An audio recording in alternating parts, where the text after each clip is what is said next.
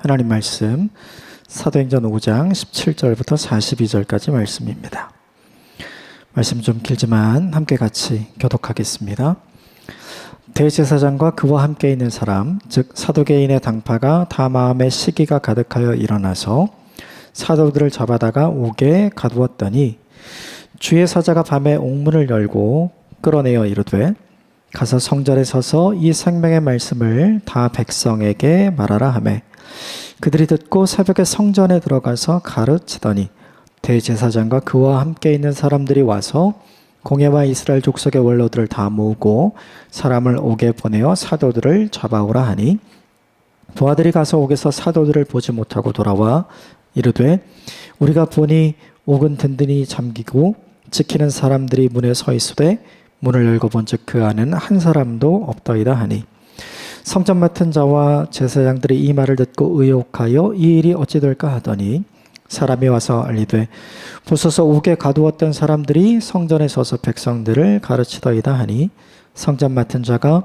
부하들과 같이 가서 그들을 잡아왔으나 강제로 못하면 백성들이 돌로 칠까 두려워함이더라. 그들을 끌어다가 공회 앞에 세우니 대제사장이 물어 이르되 우리가 이 이름으로 사람을 가르치지 말라고 엄금하였으되 너희가 너희 가르침을 예루살렘에 가득하게 하니 이 사람의 피를 우리에게로 돌리고자 함이로라. 베드로와 사도들이 대답하여 이르되 사람보다 하나님께 순종하는 것이 마땅하니라.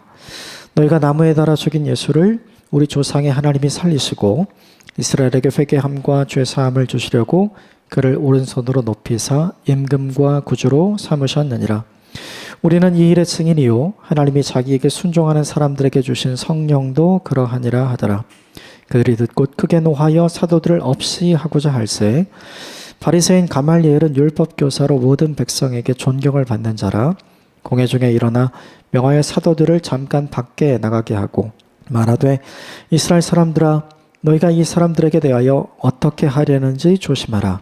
이전에 드다가 일어나서 스스로 선전하매 사람이 약 400명이나 따르더니 그가 죽임을 당함에 따르던 모든 사람이 흩어져 없어졌고 그 호적할 때 갈릴리 유다가 일어나 백성을 끼어 따르게 하다가 그도 망한즉 따르던 모든 사람들이 흩어졌느니라. 이제 내가 너희에게 말하노니 이 사람들을 상관하지 말고 내버려 두라. 이 사상과 이 소행이 사람으로부터 났으면 무너질 것이요 만일 하나님께로부터 났으면 너희가 그들을 무너뜨릴 수 없겠고 도리어 하나님을 대적하는 자가 될까 하노라 하니 그들이 옳게 여겨 사도들을 불러들여 채찍질하며 예수의 이름으로 말하는 것을 금하고 놓으니 사도들은 그 이름을 위하여 능력받는 일에 합당한 자로 여기심을 기뻐하면서 공회 앞을 떠나니라. 그들이 날마다 성전에 있든지 집에 있든지 예수는 그리스도라고 가르치기를 전도하기를 그치지 아니하니라. 아멘. 이것은 하나님의 말씀입니다.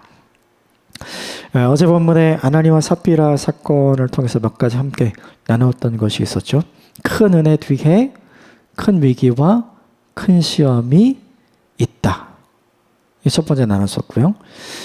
성령의 충만함을 경험하고 성령의 은사도 경험하고 모든 표적과 기사와 능력이 일어나는 것을 경험해도 돈에 대한 탐심으로 명예에 대한 탐심으로 우리의 마음을 악한 마귀의 생각으로 가득 채울 수 있는 변질이 우리에게도 있을 수 있다. 그러므로 우리는 안전한 사람이 아니다. 사람을 속이는 일은 하나님을 속이는 일이라고 베드로가 이야기했죠. 사람을 대하는 방식이 하나님을 대하는 방식과 연결되어 있다. 함께 나누었었고요. 아나니아의 죄 중에 하나는 실수 중에 하나는 그것이죠. 예수님처럼 되고 싶다가 아니라 사랑과 존경을 받았던 바나바처럼 되고 싶다. 이것이 문제였죠. 우리가 사랑하고 존경하는 사람이 있는데 곰곰이 해봐야 할 부분이었어요. 또 하나, 내 마음을 성령이 주신 감동으로 채울 것인가 아니면 내 마음을 악한 마귀가 주는 사탄의 생각으로 채울 것인가. 내 마음을 무엇으로 채우느냐에 따라서 결국 우리가 하는 행동이 달라지죠. 내 마음에 채운 것이 내 삶으로 드러난다는 것을 기억하고 하나님의 감동하심으로 우리의 마음을 채우는 저와 여러분이 되었으면 좋겠어요. 또 하나 은혜를 받는 것도 중요하지만 더 중요한 것은 받은 은혜를 잘 지키는 것. 아나니아와 삽비라가 이것에 실수했죠. 어제 보면 마지막에 함께 나누었던 것이 있어요. 큰 위기와 큰 시험이 있었지만 그것이 성령의 공동체를 무너뜨리지 못했다. 오히려 사람들이 하나님을 경외하고 본인들이 해야 할 일에 더 적극적으로 자신들의 일을 감당했죠. 그러자 믿는 사람들이 더 많아지고 더 든든한 공동체가 되어져 갔죠. 큰 위기 그리고 큰 시험이 우리에게 올 수 있지만 그것을 잘 관리하고 그것을 잘 다스리면 더 큰 은혜의 파도가 우리에게 온다. 이것을 잊지 않는 오늘 하루가 되었으면 좋겠습니다. 오늘 본문 사도행전 5장의 후반절 부분인데요. 대제사장들과 그리고 사도들이 충돌하는 장면, 그리고 그 충돌이 예상하지 않았던 가말리엘이라는 사람에 의해서 아름답게 마무리되는 내용이 오늘 본문에 등장합니다. 오늘 보면 17절, 18절 먼저 같이 읽겠습니다. 17절, 18절 시작. 대제사장과 그와 함께 있는 사람, 즉 사두개인의 당파가 다 마음에 시기가 가득하여 일어나서 사도들을 잡아다가 옥에 가두었더니 전례가 없었던 하나님의 크신 은혜와 회복의 사건이 많이 일어났죠. 사도들로 인한 표적과 기사는 예수 그리스도의 이름으로 여전히 계속 일어났어요. 그리고 사람들이 집으로 돌아가지 않고 예루살렘에 남았죠. 그래서 자발적으로 하나님을 사랑하고 이웃을 사랑하는 믿음의 공동체를 만들었어요. 그러면 대제사장들과 오늘 본문에 등장하는 사두개인들이 먼저 해야 될, 이들이 이스라엘 백성들의 리더였잖아요. 그들이 해야 할 일이 무엇일까를 생각해 보면 함께 축하하고 함께 기뻐하고 함께 동참하는 일을 했더라면 이제 얼마나 좋을까. 그런데 그런 일은 일어나지 않고 오늘 17절과 18절에 보면 시기가 가득했고 시기가 가득해서 한 일이 뭐냐면 옥에 가두었던 거죠. 그러니까 하나님의 말씀대로 이루어지는 사람들의 모습과 공동체의 모습을 보고도 그 당시에 종교 지도자들이었고 백성들이 리더였던 사람들은 오히려 마음이 불편해지게 됐죠. 왜 시기를 했는가? 저들에게 내가 이미 가지고 있는 기득권과 권위를 빼앗기게 될까 봐 걱정을 했고요. 왜 사도들을 잡아서 투옥을 했는가? 사도들이 정확하게 공회에서 이야기했죠. 너희가 죽인 예수를 하나님께서 부활시키셨다고, 다시 살리셨다고. 그래서 너희가 버린 돌이 하나님께서 집에 모퉁이 돌로 아름답게 만드셨다, 이렇게 이야기를 했잖아요.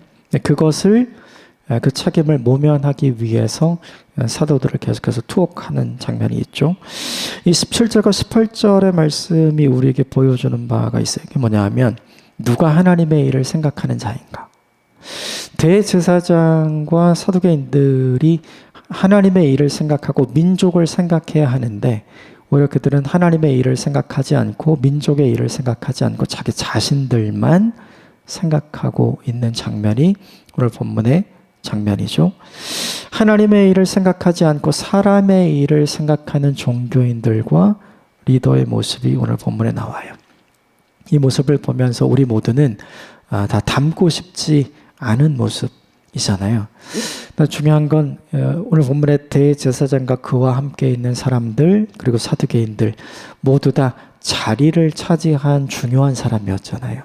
그런데 이 본문이 보여주는 건 자리를 차지하는 중요한 사람이 하나님을 위하지 않는 사람이 될 수 있다는 걸 보여주는 거죠. 그 자리에 이들은 스스로는 어떻게 생각했을까요? 하나님이 세워주신 자리, 하나님이 맡겨주신 자리라고 생각을 했겠죠. 그런데 오히려 그들은 그 자리에서 하나님의 일이 아니라 사람의 일을 생각하는 사람이 되었어요. 결국 자리가 사람을 만드는 것이 아니라 자리가 사람을 보여주는 거죠. 이 본문이 우리에게 보여주는 건 자격 미달인 대제사장의 모습, 자질 미달인 사두개인들의 모습을 우리에게 보여주죠. 왜 그렇게 되었는가? 자신이 중요해서 그래요. 자신이 잃어버릴 기득권과 권위가 중요했기 때문에 하나님의 일을 전혀 생각하지 않게 되는 거죠. 두 가지를 우리에게 좀 적용했으면 좋겠어요. 그것은 무엇이냐면 나는 과연 어떤 사람인가? 내게 허락하신 자리에서 나는 어떤 자격과 어떤 자질을 사람들에게 보여주고 있는가? 그것을 생각하고 점검하는 저와 여러분이 되었으면 좋겠고, 또 하나, 내가 중요한 사람이 아니라 하나님이 중요한 사람. 오늘 대제사장과 사두개인들이 하나님이 중요한 사람이었다면 함께 기뻐하고 함께 즐거워했겠죠. 근데 그런 일들은 일어나지 않았죠. 내가 중요하면 하나님이 중요해지지 않아요. 결국 우리가 어떤 사람이 되어야 할 것인가? 사람의 일을 생각하는 사람이 아니라 하나님의 일을 생각하는 저와 여러분이 되시기를 주님의 이름으로 축복합니다. 결국 이들이 투옥당했어요. 그런데 놀라운 반전의 기적이 일어납니다. 19절 20절 같이 읽겠습니다. 시작. 주의 사자가 밤에 옥문을 열고 끌어내어 이르되 가서 성전에 서서 이 생명의 말씀을 백성에게 말하라 하매. 대제사장들과 사두개인들은 오늘 사도들을 막으려고 했어요. 그래서 더 이상 말하지 못하도록 그들을 감옥에 가두는 일을 했죠. 그런데 오늘 본문에 하나님은 어떻게 하셨냐면 그것을 무용지물이 되도록, 그들이 했던 일에 허사가 되도록 만드셨죠. 사람은 막으려고 했지만 하나님은 오히려 막을 수 없게 만들어 놓으신 거죠. 이 본문이 우리에게 보여주는 메시지가 있다면, 사람이 아무리 막으려고 해도 하나님이 하시고자 하면 막을 수 없다는 거예요. 하나님이 우리를 위하시면 누가 우리를 대적하겠느냐? 로마서에서 고백했던 사도 바울의 고백이 떠오르죠. 하나님이 닫으면 열 자가 없는 거예요. 하나님이 열면 사람이 닫을 수 없는 것과 같은 것이죠. 오늘 하나님께서 사도들을 위하시는 장면이 등장하죠. 우리를 위하시는 하나님의 은혜가 이 본문 속에 사도들처럼 우리에게 임하게 되기를 주님의 이름으로 축복합니다. 하나님께서 우리에게 베풀어 주시는 은혜와 사랑이 그 누가 막을 수 있는 은혜와 사랑이 되겠는가 생각을 해보면 자신감을 잃을 필요가 전혀 없는 것이죠. 오늘 본문의 19절과 20절을 보면서 사도들이 가졌을 용기, 사도들이 가졌을 위로, 사도들이 가졌을 격려를 생각해 보시면 좋겠어요. 대제사장의 성전 경비대가 사도들을 잡아서 투옥했는데 하나님께서 옥문을 열어주시고 다시 나오게 해주셨잖아요. 결국 막힌 것은 우리가 풀어야 되는 것이 아니라 하나님이 풀어 주셔야 하는 것이죠. 이 본문에 이런 사람들이 되었으면 좋겠어요. 하나님께서 위할 수밖에 없는 사람, 하나님께서 사랑할 수밖에 없는 사람, 하나님께서 보호할 수밖에 없는 사람, 그런 사람이 되시기를 주님의 이름으로 축복합니다. 우리를 위한 하나님의 놀라운 은혜, 우리를 위한 이 하나님의 놀라운 사랑을 경험하는 오늘 하루를 살게 되기를 주님의 이름으로 축복합니다. 하나님께서 말씀하셨어요. 성전에서 말씀을 가르치라. 그들이 이렇게 합니다. 21절 같이 읽겠습니다. 시작. 그들이 듣고 새벽에 성전에 들어가서 가르치더니 대제사장과 그와 함께 있는 사람들이 와서 공회와 이스라엘 족속의 원로들을 다 모으고 사람을 오게 보내어 사도들을 잡아오라 하니. 대제사장과 공회원들은 사도들이 풀려난 걸 아직 모르는 것 같아요. 풀려난 사도들은 하나님의 말씀을 따라서 이른 새벽부터 성전에 올라가서 예수 그리스도가 주시라는 것을 오늘 본문에서처럼 선포하고 있는 것 같아요. 여러분 생각을 해보면 성전에 있으면 위험하잖아요. 성전에서 이야기하다 잡힌 거잖아요. 근데 성전을 피해서 다른 곳으로 가서 이야기했으면 얼마나 좋았을까. 그렇죠? 그런데 왜 그들이 성전을 떠나지 않고 성전에 다시 들어갔는가? 하나님께서 말씀하셔서 그런 거죠. 20절에 보면 가서 성전에 서서 이 생명의 말씀을 백성에게 말하라. 이 말씀에 순종해서 그들은 도망가지 않죠. 그런데 도망가지 않았던 이유가 있는 것 같아요. 두렵지 않아서가 아니라 우리에게 두려움을 주는 대제사장들, 성전의 경비대들, 사두개인들보다 훨씬 크고 강하신 하나님 때문에 그들이 성전을 떠나지 않은 거죠. 우리는 가끔 이렇게 생각을 하는 것 같아요. 하나님이 함께 하시면 투옥되는 일이 없어야 되는 거 아닌가? 하나님이 함께 하시면 대제사장도 성전 경비대도 오늘 본문에 등장하는 사두개인들도 회심하고 개종해야 하는 거 아닌가? 그런데 이 본문이 우리에게 보여주는 건 하나님이 함께 하시면 투옥되는 일이 없는 게 아니라 오늘 사도들을 위험에 빠뜨리게 하고 위협하는 사람들이 사라지는 것이 아니라 그들이 있어도 괜찮은 상황이 되는 거죠. 다니엘의 사자굴이 떠올라요. 하나님이 함께 계시면 어떻게 다니엘의 사자굴에 들어갈 수 있는가? 그런데 다니엘서는 우리에게 보여주죠. 다니엘의 사자굴에 들어간 것을 보여주어요. 우리는 이렇게 생각하는 거예요. 하나님이 다니엘과 함께 하신다면 사자굴에 들어가는 일은 없어야 한다. 그런데 더 중요한 반전이 있죠. 하나님의 더 큰 반전은 뭐냐 하면 다니엘이 사자굴에 들어갔지만 안전했다. 오늘 본문에 사도들이 투옥당하고 잡혔지만 안전했다. 그것이 우리에게 훨씬 더 중요한 일인 거죠. 이것을 우리에게도 좀 적용해 볼 필요가 있는 것 같아요. 하나님의 말씀을 듣고 하나님의 말씀에 순종하기 위해 우리가 더 위험한 곳에 남아있게 되는 상황이 우리에게 있잖아요. 내게 유리하고 내게 유익한 곳으로 가지 않고 내게 불리하지, 내가 여전히 위험 가운데 있는 곳에 있을 수 있는 이유, 그것은 뭐냐 하면 그곳에 있어도 반전을 허락하실 하나님의 은혜가 여전히 우리와 함께 있기 때문이죠.